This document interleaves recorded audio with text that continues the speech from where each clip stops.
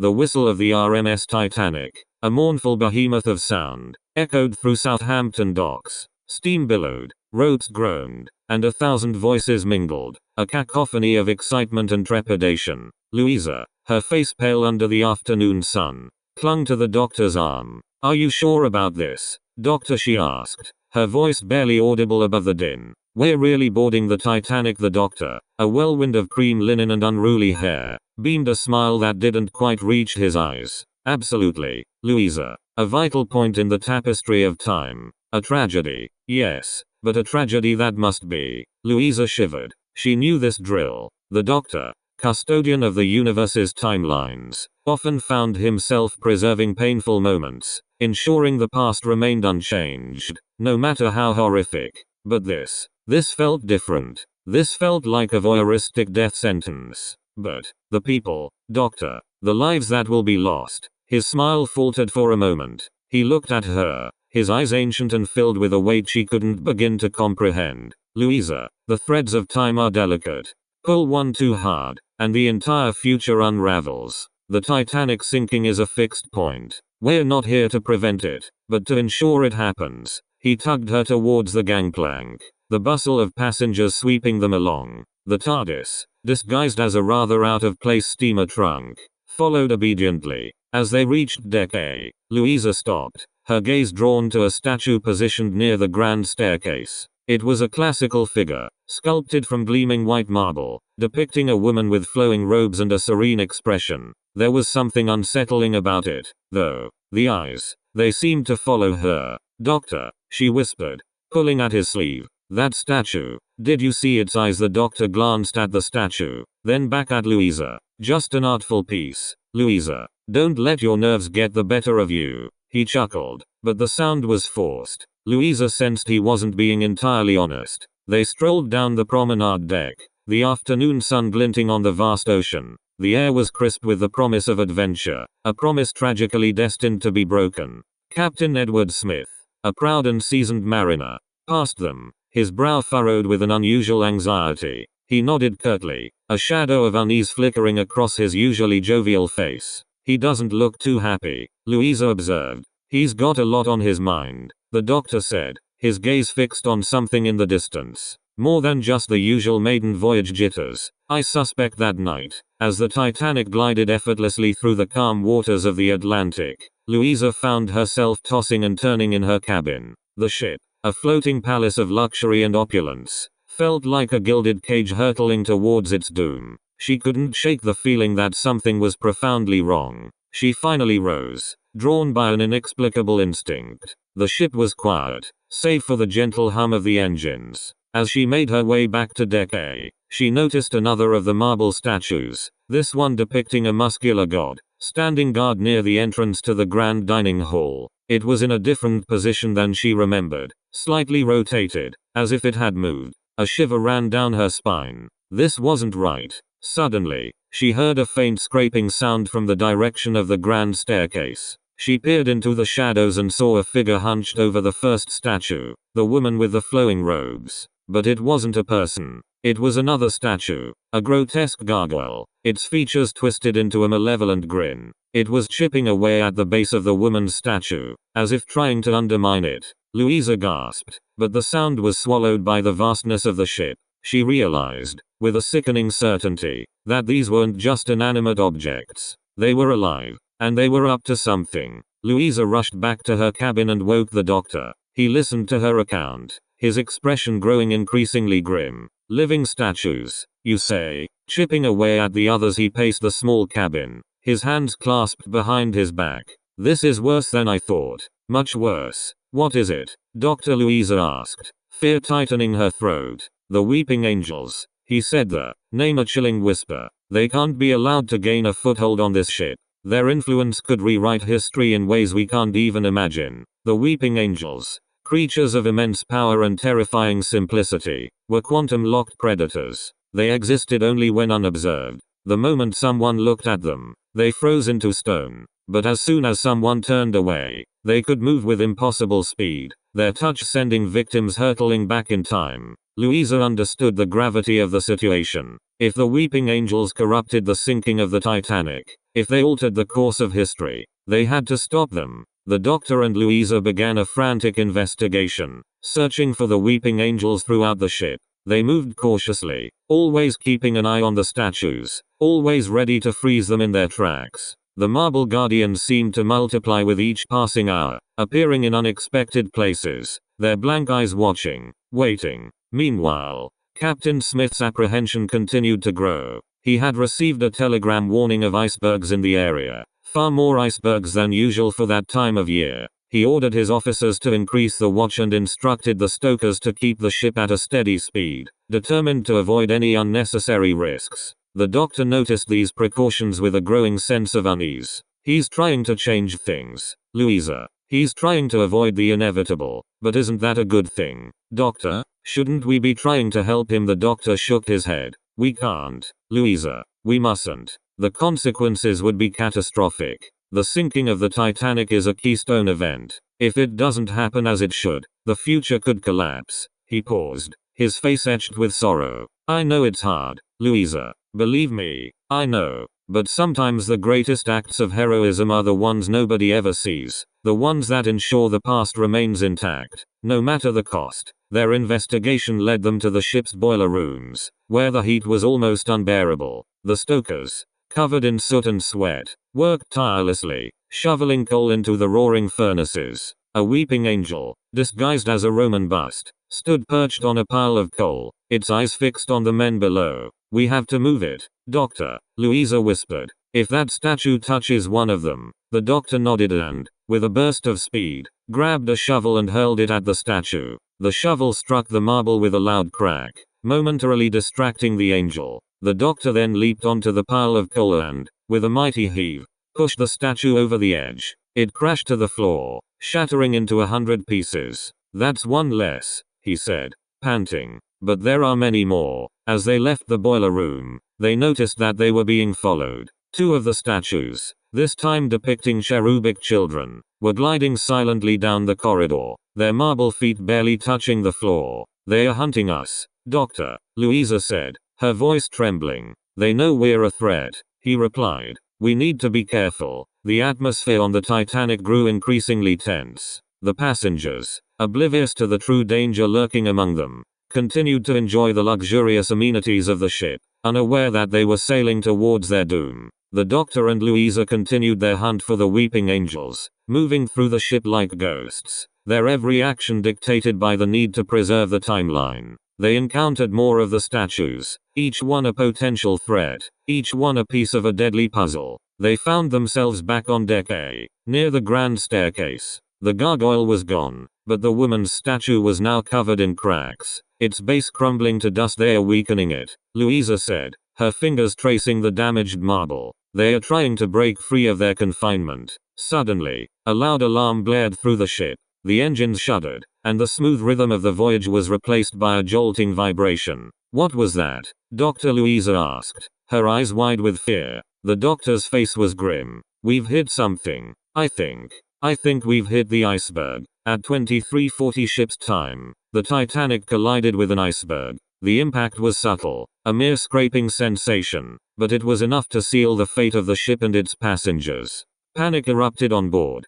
Passengers stumbled from their cabins, the festive atmosphere replaced by a palpable sense of dread. The crew struggled to maintain order, but the weight of their impending doom was evident in their faces. The doctor and Louisa raced towards the bridge, pushing their way through the throng of panicked passengers. They found Captain Smith, his face ashen, issuing orders with a strained voice. Doctor, the captain said, his voice barely audible above the rising chaos. The ship, she's taking on water. We can't stop it. I know, Captain, the doctor said, his voice filled with regret. I know. The doctor knew he had to ensure the sinking unfolded as history dictated. He had to make sure the lifeboats were launched in the correct order, that the wireless messages were sent, that the stories of heroism and sacrifice were etched into the annals of time. But the weeping angels were still present, their influence growing stronger with each passing moment. They were feeding off the fear and chaos, their marble bodies flickering in and out of existence,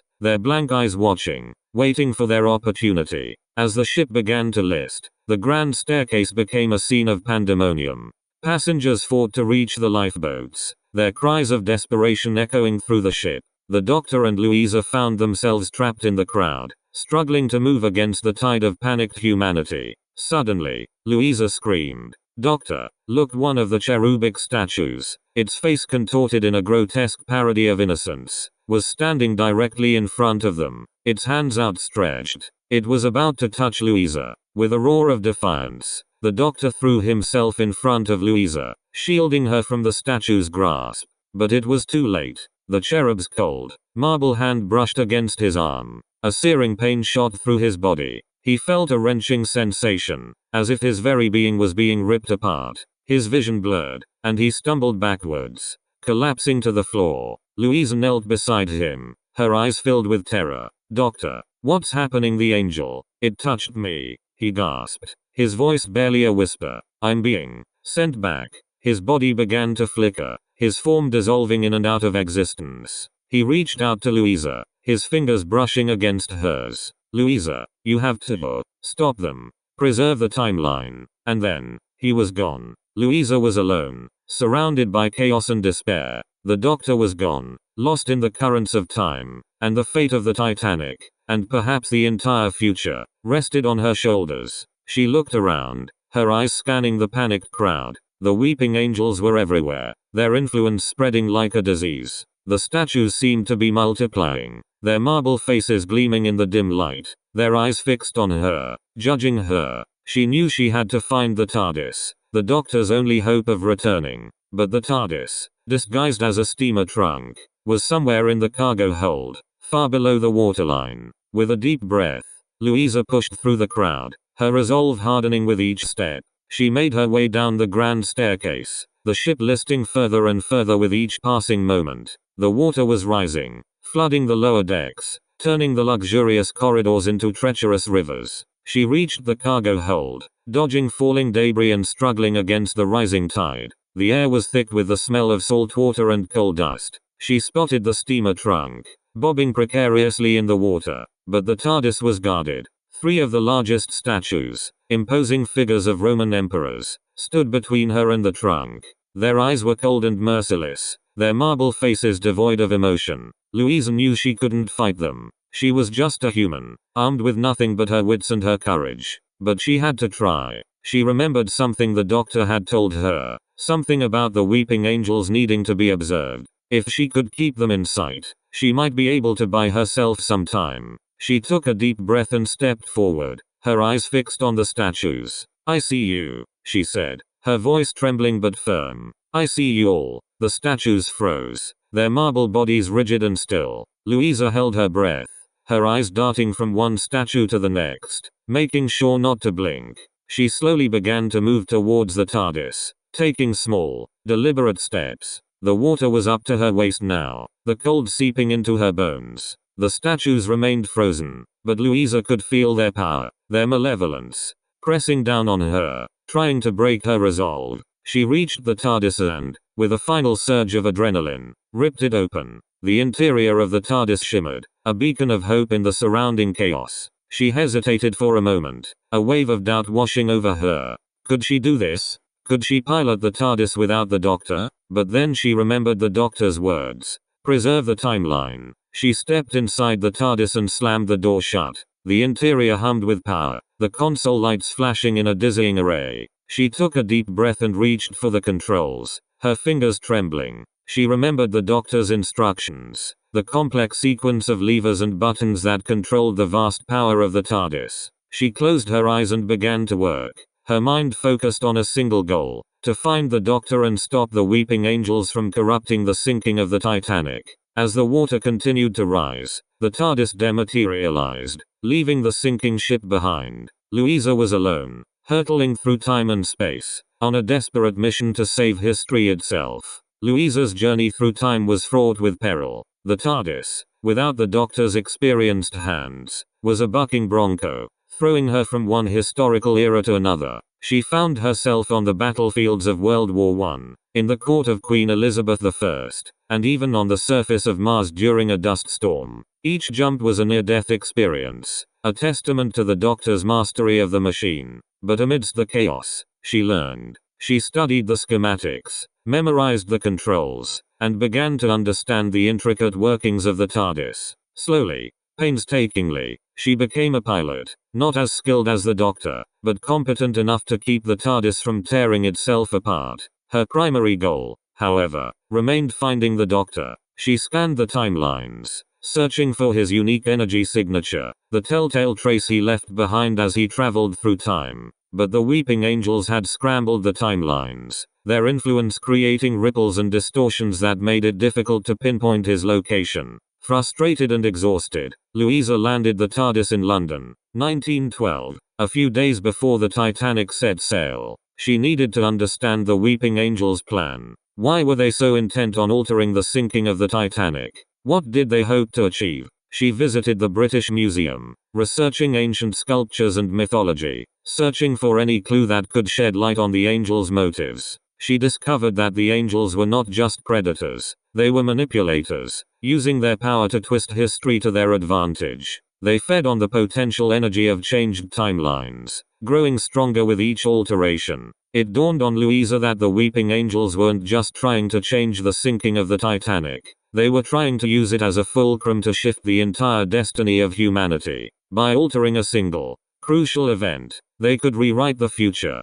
creating a world where they reigned supreme. Armed with this knowledge, Louisa returned to the TARDIS, her determination renewed. She knew she had to get back to the Titanic, to protect the timeline, and to rescue the Doctor. She focused on the moment of the collision, the precise point in time when the Titanic struck the iceberg. She set the coordinates, pulled the lever, and held her breath as the TARDIS roared to life. The TARDIS materialized back on the Titanic, moments before the collision. The ship was alive with music and laughter, oblivious to the impending doom. Louisa stepped out of the TARDIS, her senses sharpened by her journey through time. She could feel the presence of the Weeping Angels, their power permeating the ship like a suffocating fog. This time, she was ready. She moved quickly, her eyes scanning the corridors, searching for the angels. She found them gathered near the bridge, their marble faces gleaming in the moonlight. They were clustered around Captain Smith, whispering in his ear,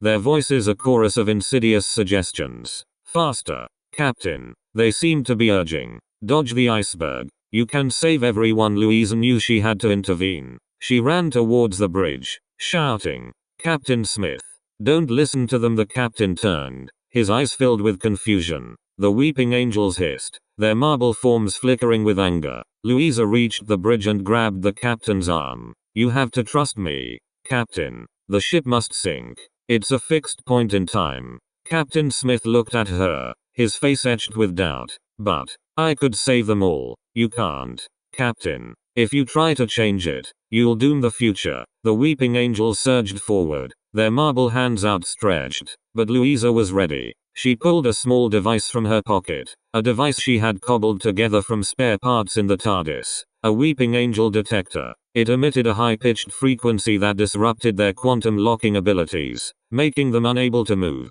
Stay back, she shouted, pointing the device at the angels. I know what you are. I know what you're planning. The angels recoiled, their marble bodies trembling. They were trapped, unable to move, unable to influence the course of events. Captain Smith, free from their influence, looked out at the calm waters. He saw the iceberg looming in the distance, a dark shadow against the moonlit sky. He knew what he had to do. He steadied himself and gave the order. Full speed ahead. Moments later, the ship collided with the iceberg. The impact was jarring, but this time, there was no hesitation, no attempt to avert the inevitable. The sinking of the Titanic unfolded as it should, a tragedy etched in the annals of history. The lifeboats were launched, the wireless messages were sent, the stories of heroism and sacrifice were played out as they always had been. Louisa, using the Weeping Angel detector, kept the statues at bay, preventing them from interfering with the sinking. She watched as the ship slowly sank beneath the waves,